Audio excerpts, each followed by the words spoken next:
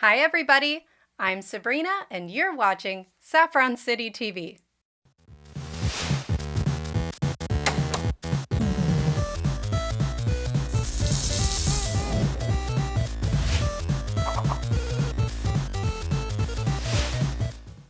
Hi everyone! As I said before, my name is Sabrina and I'll be the host of my new channel, Saffron City TV. On this channel, we're going to be talking about Pokemon. But before we get into your regularly scheduled programming, I'd like to kind of introduce myself and talk about what inspired me to start this project. I've been playing Pokemon games for over 20 years. I don't intend to stop now, and I'd like to start sharing my experiences with y'all. So, let's get into it. As I said, I've been playing Pokemon for over 20 years. It's something that I've cherished since I was a child and still very much do enjoy to this day. From the mainline video games to the spin-off titles to collecting Pokemon cards and watching the TV show. I've dedicated hours, days, months, and years to Pokemon. It's something I've been passionate about for the majority of my life. But where did it all start? What got me into Pokemon in the first place? Before I get into my origin story, I'd like to preface this video by saying that I'll mostly be going over my beginnings with Pokemon as a child, and I'll mostly be talking about the games. I did get into collecting the cards for a bit, which I'll mention briefly, but the majority of this video will be going over my early experience with Pokemon and what started it all. When I was a kid back in the late 90s and early 2000s, I would tune into Kids WB on Saturday mornings to watch Ash go on his journey with his friends to become a Pokemon master. I remember really liking the show, and it was really popular with the other kids at my school. Sometimes I would beg my parents to let us eat at McDonald's so I could get the Pokemon-themed Happy Meal toy. My uncle used to watch Pokemon as well, and we would watch the movies together when I'd spend time with him. But I didn't really own any Pokemon games until much later. For the very first time I actually played a Pokemon game, I was totally hooked. One day, my mom took me over to my stepdad's house and he had neighbors with kids who were around my age. Now these two girls had the goods. They had a yellow Game Boy Color and a brand spanking new copy of Pokemon Silver. I remember pleading with them to let me play it just for a little bit, and they did. Now, I couldn't save my game, but this was an opportunity that couldn't be passed up. This was a whole new experience. I had seen the other kids at my school play their copy of Pokemon Red on their Game Boys on the playground, just wishing they would let me play for just a few minutes. But I never really had the social skills to pull that off. They would talk about their Charizards and Kangaskhans and how they just beat Lieutenant Surge and they were on their way to Lavender Town, and I never got to experience that. But now was my chance to finally play a Pokemon game for the first time. And these two girls were total queens about it too. They let me play their copy of Pokemon Silver for a few hours, and man, did I fall head over heels. It was everything I imagined it would be, but better. While the kids at my school were playing Pokemon Red with their single-colored screens, I was playing in vivid color and listening to beautiful melodies in all their 8-bit glory. Johto was where the party was at. It was mesmerizing. After that, I was determined to get my own Pokemon games. I begged my parents for a Game Boy and/or any Pokemon game they could get their hands on. It was on my birthday wish list and my Christmas list every year following, but I never did get a Game Boy Color or a copy of Pokemon Gold, Silver, or Crystal, or even Red, Blue, or Yellow. So, in the meantime, my uncle let me play Pokemon Crystal on his computer on an emulator. Who knew emulators had been around for so long? And that was back in the day. Nintendo, if you're watching, I'm just kidding. That never happened. Once again, I didn't really get to save my progress because I was only able to play it when I went over to visit my uncle. And He was really a Pokemon master, yo. He had like a Feraligatr, a Togetic, a Dragonite, and a freaking Celebi. I didn't even know you could get a Celebi back then. Hint, hint, you couldn't. He was a master hacker also. At some point, my grandma acquired a Nintendo 64, probably from my uncle, and we used to play it together all the time. And she actually got some really good games for it, even Pokemon games in glorious 3D. While we both spent a lot of time playing Mario 64, I wanted to play more of the Pokemon titles, like Pokemon Stadium and Hey You Pikachu. These games were a total hoot. I remember losing the mic that Hey You Pikachu came with, and I had to use an old pair of headphones that would plug into the jack where the mic would plug into, and those things were horrible.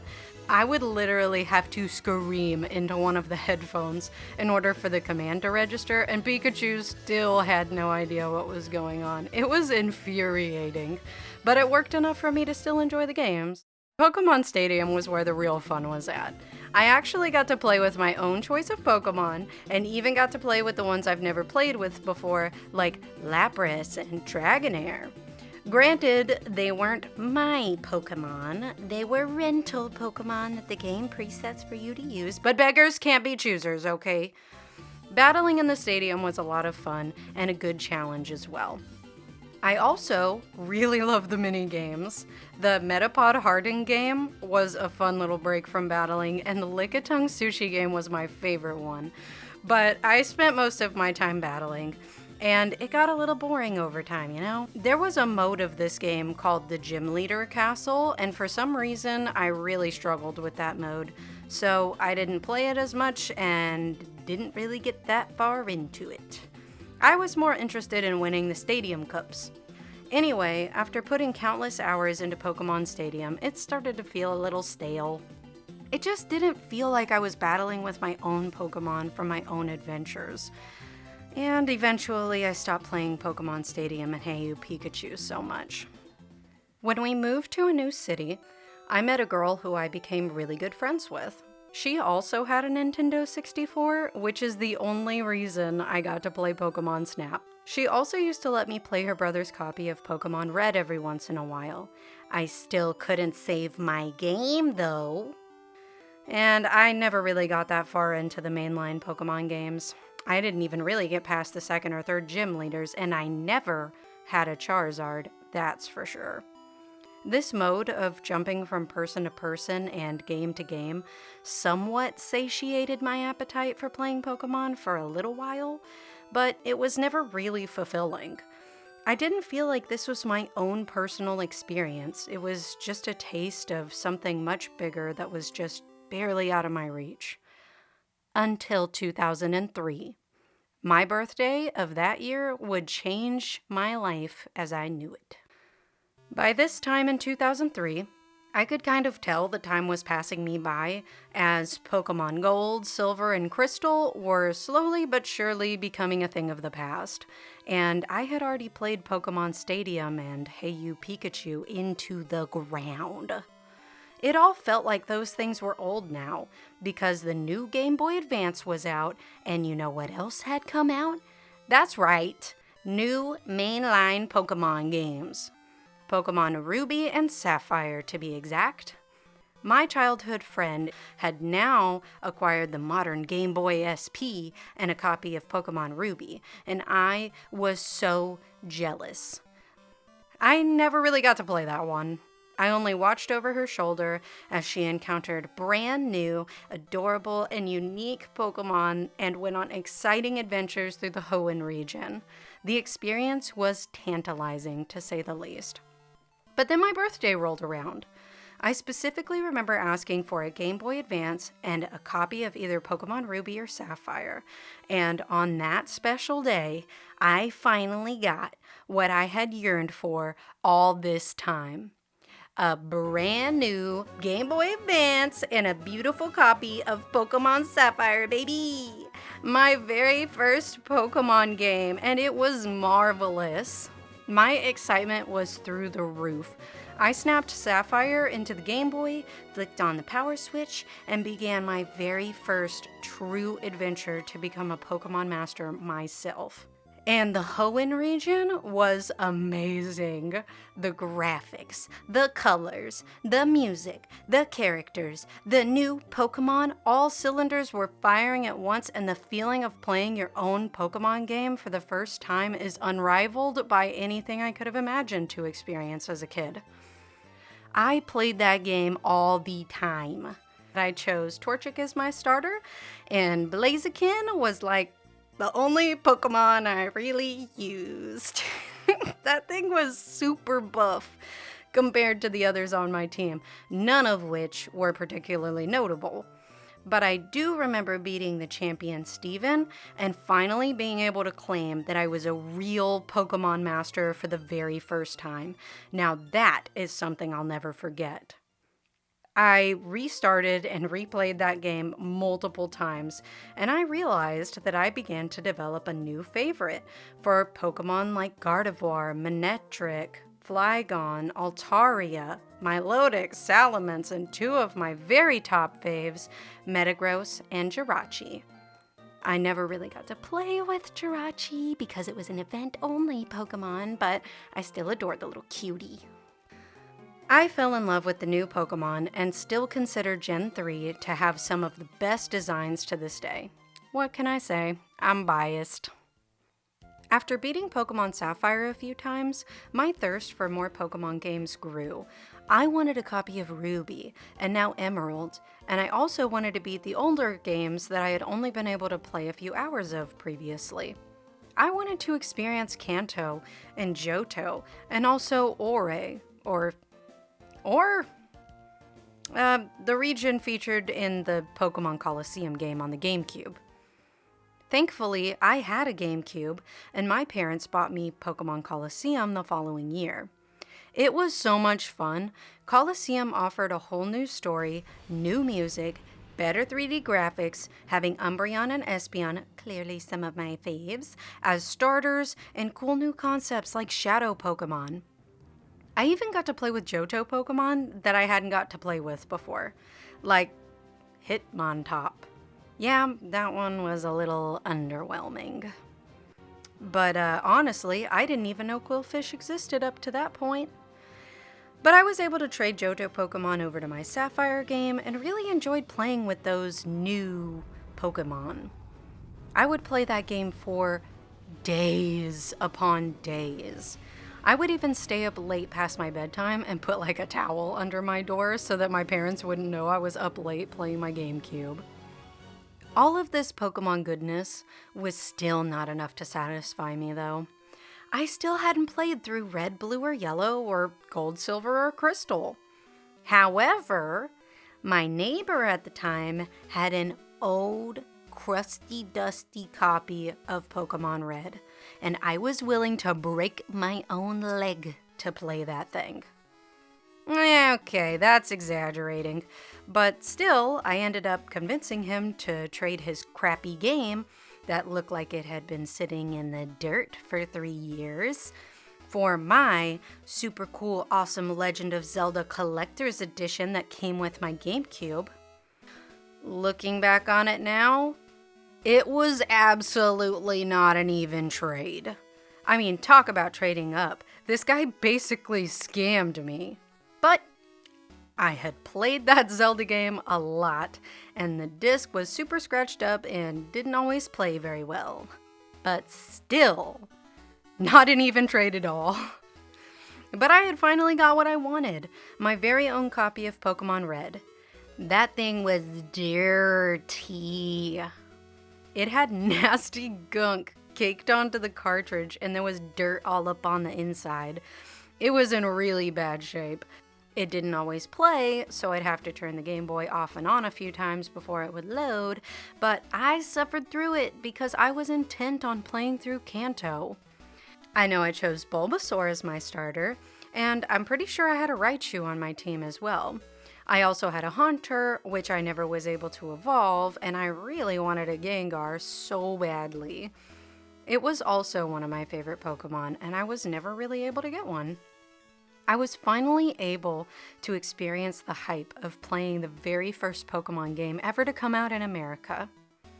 I was beating the gym leaders, Brock, Misty, Lieutenant Surge, and I got to a point in that game that I hadn't got to before. The battle with Erica. I was actually in uncharted waters, or gyms anyway. I don't recall Erica being difficult, but I do remember the next gym leader giving me a hard time. One that I didn't even know was real. Saffron City's gym leader, Sabrina. I guess I hadn't seen the episodes in the TV series that she was in, and I never got to the point in Pokemon Stadium where I encountered her. I didn't even know she was a gym leader. I hadn't got that far into the games before. She had the same name as me, and she battled with super awesome psychic Pokemon that really gave me a run for my money. I mean, I knew how powerful psychic Pokemon could be. I played with some really great ones like Espeon, Gardevoir, and Metagross, my absolute favorites of all time.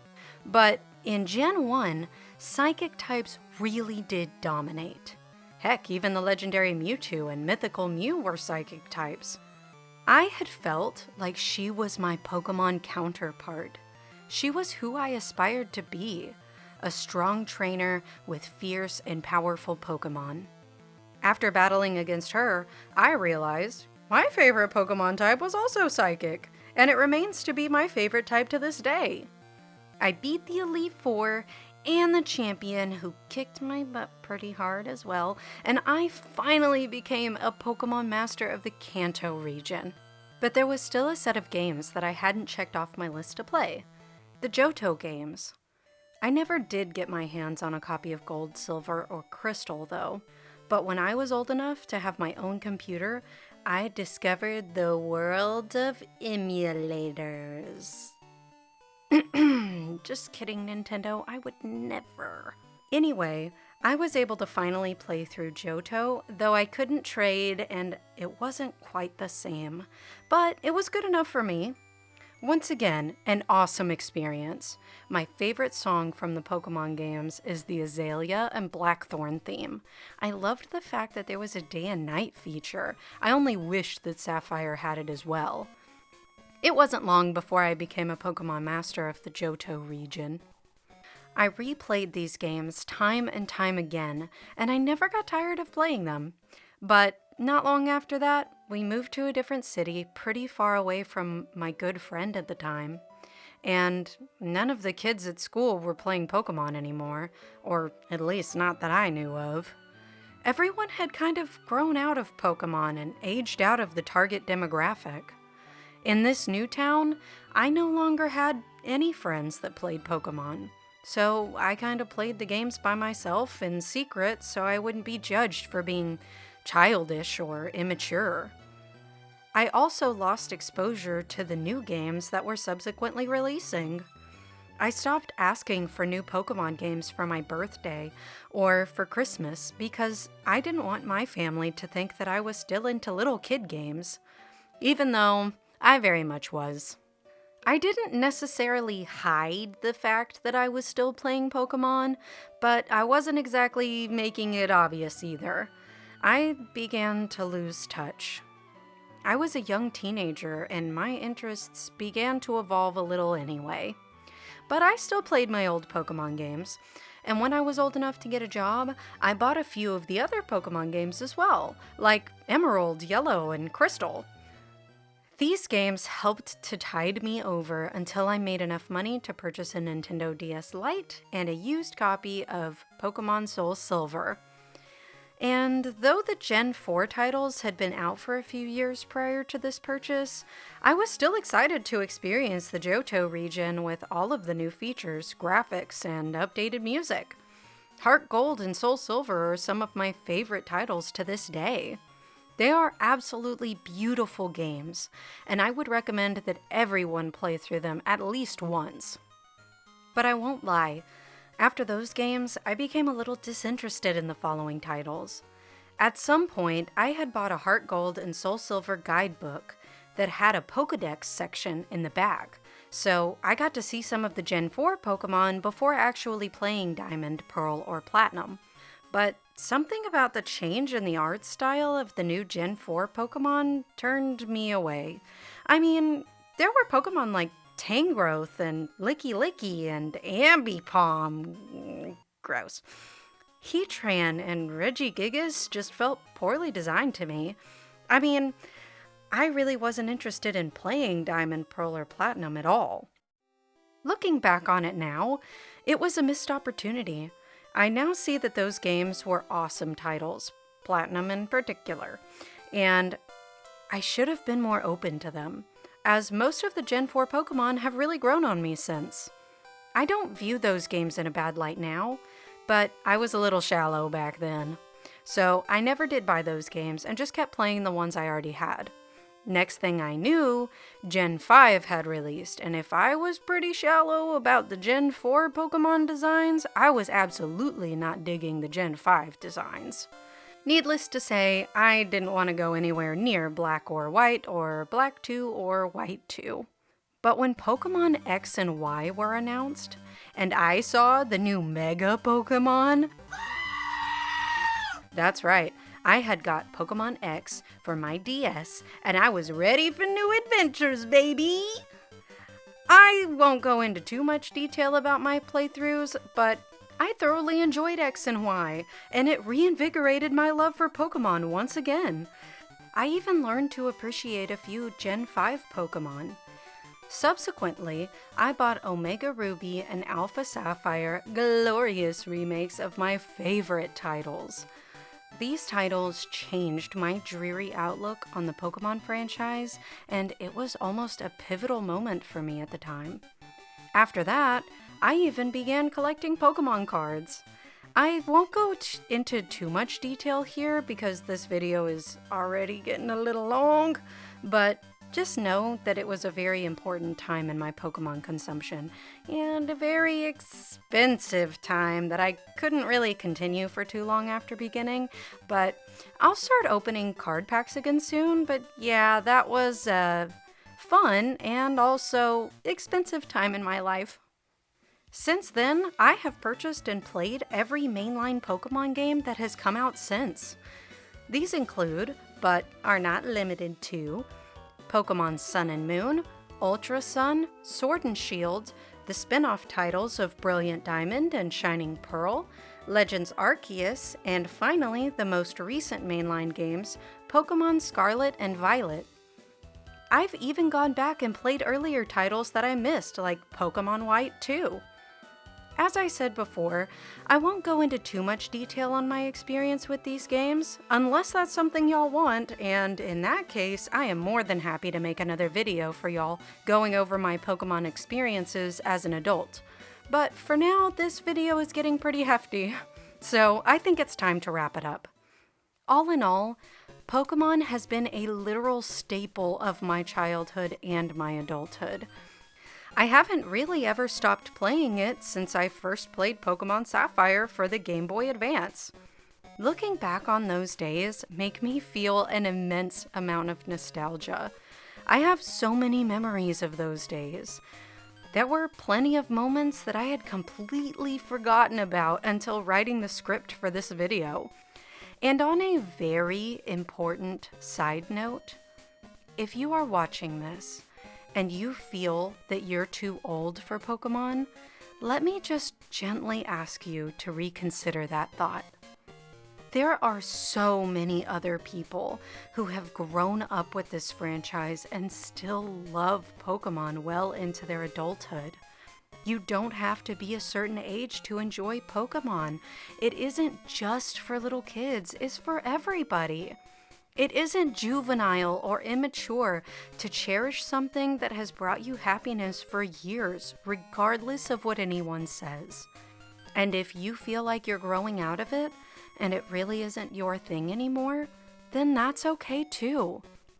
There are many other games, relationships, and experiences out there for you that will also bring you immense amounts of joy, and I hope they find you well. If you've enjoyed this video and you'd really like to support my brand new channel, you can like this video and subscribe to this channel.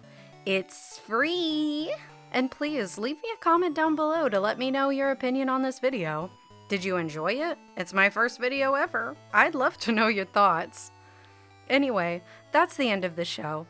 I don't exactly have an upload schedule yet, and I'm going through this by trial and error, but you can certainly expect new videos in the future, so stay tuned for the next one.